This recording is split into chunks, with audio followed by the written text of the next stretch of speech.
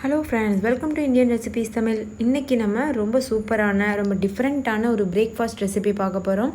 3 வெங்காயம் 2 உருளைக்கிழங்கு வச்சு. இது வரைக்கும் நீங்கள் சாப்பிட்ருக்காத ஒரு சுவையில் ரொம்ப ஹெல்த்தியான பிரேக்ஃபாஸ்ட் இது. செய்கிறதும் ரொம்ப ஈஸி. வாங்க ஃப்ரெண்ட்ஸ், வீடியோக்குள்ளே போகலாம்.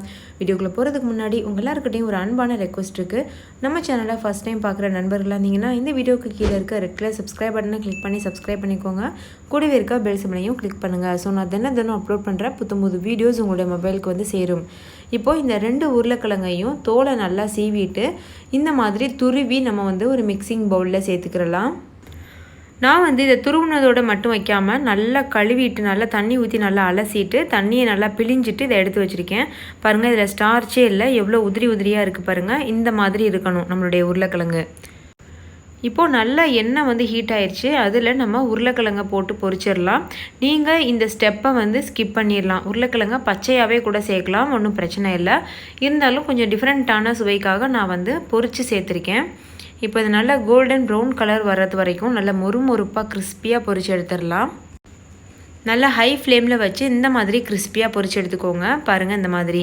இதை நீங்கள் ஒரு ஏர்டைட் கண்டெய்னரில் ஸ்டோர் பண்ணி வச்சுக்கலாம். தேவையானப்போ வந்து ஸ்நாக்ஸுக்கு சாப்பிட்டுக்கலாம். அதுக்கப்புறமா இந்த மாதிரி ரெசிபி செய்கிறதுக்கு கூட நீங்கள் யூஸ் பண்ணிக்கலாம்.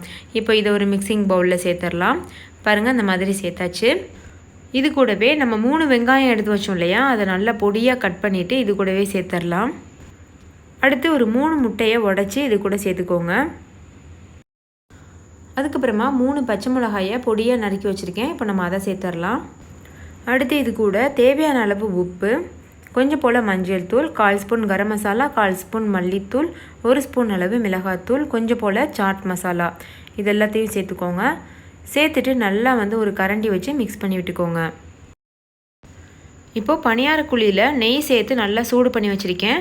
அதில் நம்ம வந்து கலந்து வச்சுருக்கோம் இல்லையா முட்டை கலவை, அதை வந்து சேர்த்துடலாம். ஒரு பக்கம் வேகிறதுக்கு 10 நிமிஷம் ஆகும். 10 நிமிஷம் ஆயிடுச்சு. இப்போ நம்ம திருப்பி விட்டு வேக வைக்கலாம். ரெண்டாவது சைடு திருப்பி விட்டுட்டு ஒரு 5 நிமிஷம் வேக வச்சா போதும். லோ ஃப்ளேமில் வச்சு மூடி வேக வச்சுக்கோங்க.